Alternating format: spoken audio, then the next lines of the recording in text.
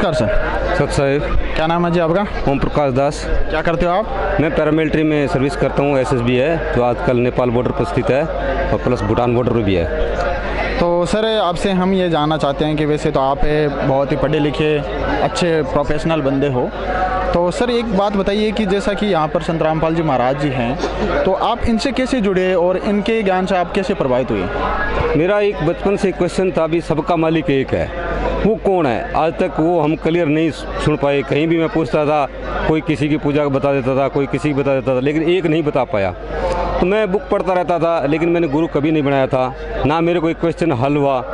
तो मेरा एक साथी है जो पहले से जुड़ा हुआ था, जो 2013 से ही, तो उसके संपर्क में आया। उनकी कंपनी श्रीनगर में पोस्टेड थी, मैं भी वहाँ पोस्टेड था। तो उन्होंने बताया भी सबका मालिक जो एक है ना, वो मेरे को मिल गया है। मैं बोला कैसे मिला भाई? तो उसने मेरे को एड्रेस दे दिया, SMS का। ज्ञान गंगा बुक आई, मैंने उसको पढ़ा, तो उसमें लिखा कबीरी सुप्रीम गॉड। मैं उस बुक को चेस्ट में लगाया, छाती में। मैं बोला जिस चीज़ को मैं ढूंढ रहा था आज मेरे को मिल गई है। उसके बाद मैं पहले थोड़ा बहुत कुछ नशा भी कर लेता था, लेकिन जब से मेरे पास बुक आई मैंने पूरा नशा छोड़ दिया और मैं ये ज्ञान ग्रहण किया। और इसके अंदर बहुत सी बुराइयां मैंने ये जो चल रही थी ये पढ़ा, बहुत अच्छा लगा मेरे को, और प्लस मेरे को एक ही परमात्मा की जानकारी मिल गई। सर वैसे आपने जैसे बताया कि आप नशा करते थे, वो आपने छोड़ दिया। ऐसे ही संत रामपाल जी महाराज जी कहते हैं उनके भगत की वो मतलब समाज से बहुत सारी बुराई को समाप्त कर रहे हैं, जैसे कि दहेज प्रथा हो गई, मतलब बहन बेटी को भाव से देखने के लिए वो प्रेरित करते हैं कुछ जवानों को, और समाज से बहुत सारी ऐसी बुराइयों को मिटा रहे हैं जो पुराने ज़माने से कुरीतियों के रूप में आज हमारे समाज में व्याप्त है। तो इसके बारे में आप क्या सोचते हैं? ये अच्छी चीज़ है, बहुत ही अच्छा मुहिम चला रखा है गुरुदेव ने।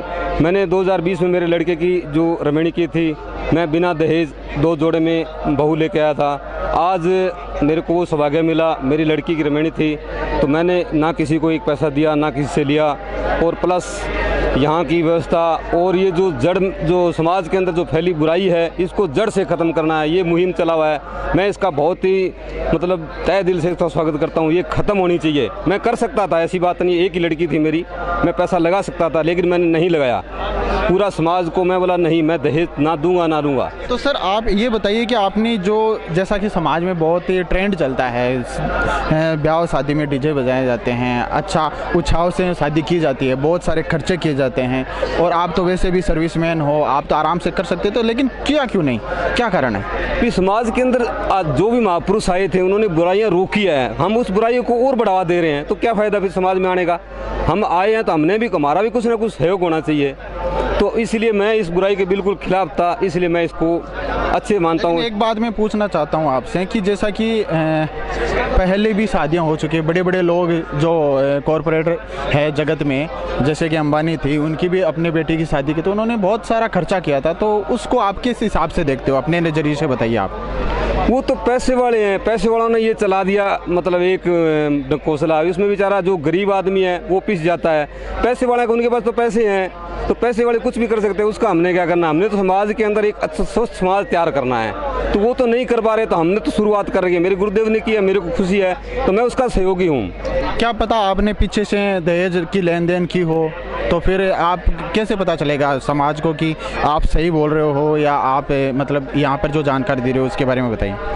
अगर किसी को शंका है, समाधान है, तो मेरे से मेरा नंबर ले सकता है, मैं नंबर बता देता हूँ, मेरे से डायरेक्ट बात कर सकता है।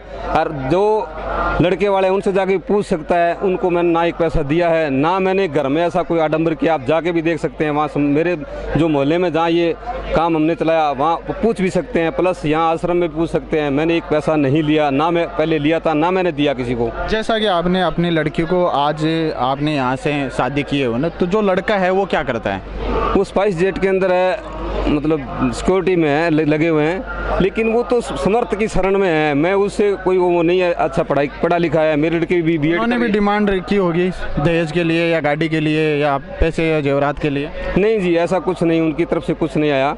उन्होंने बोला भी नहीं, हम भी इसके खिलाफ हैं, तो तभी मेरे को संतुष्टि हुई। मैं बोला ठीक है, ऐसे ही मेरे को ऐसे समाज के लिए मैं संघर्ष कर रहा था, और मेरे गुरुदेव भी कर रहे हैं तो मैं भी कर रहा हूँ। थोड़ा बहुत सहयोग मेरा भी होना चाहिए, ताकि मेरे समाज के अंदर कम से कम मेरा समाज तो देखे भी हाँ इन्होंने, मैं कर सकता था लेकिन मैंने नहीं की। ये मेरा मतलब ये समाज के अंदर बुराई है, इसको ख़त्म करना है। ये मुहिम चली है तो हम भी उसमें सहयोगी हैं। तो आपको अगर जो हमारे दर्शक है वो आपको देख रहे हैं, आपको सुन रहे हैं, आप उनको क्या जवाब बताना चाहते हैं उनको, और क्या संदेश देना चाहते हैं जिनसे वो भी अपने बहन बेटियों को एक सुखी जीवन प्रदान कर सके और संत रामपाल जी महाराज जी से वो जुड़ सके? तो यहाँ पर आप उनको भी ये जानकारी जरूर दीजिए। जो दर्शक मेरे को देख रहे हैं तो हमारे गुरुदेव की जो बुकें हैं, प्लस आजकल तो सोशल मीडिया पर बहुत भी गुरुजी का ज्ञान है। सबसे पहले तो ज्ञान को समझेंगे, ऐसे नहीं छोड़ पाएंगे। कोई बुराई है वो उसको नहीं छोड़ पाएगा जब तक ज्ञान नहीं होगा उसको। और ज्ञान कहाँ से होगा? जब तक उस ज्ञान वाली लाइन में जाएगा नहीं। बुक पढ़ेगा, सोशल मीडिया पर भी जैसे हमारे यूट्यूब पर भी है, गुरुजी का सत्संग आता है, उसको सुनेगा, देखेगा।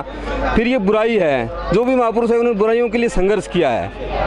पहले सती प्रथा थी, उसके लिए संघर्ष किया, आज वो बंद हो गई। तो अगर कोई संघर्ष करेगा ही नहीं तो ये चलती रहेगी, तो इसको ख़त्म करेगा कौन है? इसलिए मैं इससे बहुत ही सहमत हूँ। मेरे को बहुत खुशी हुई। इस बुराई को जड़ से ख़त्म करना है तो गुरुजी ने जो मुहिम चला रखी है उसके साथ मैं पूरा सहयोगी हूँ। धन्यवाद सर। सच सही।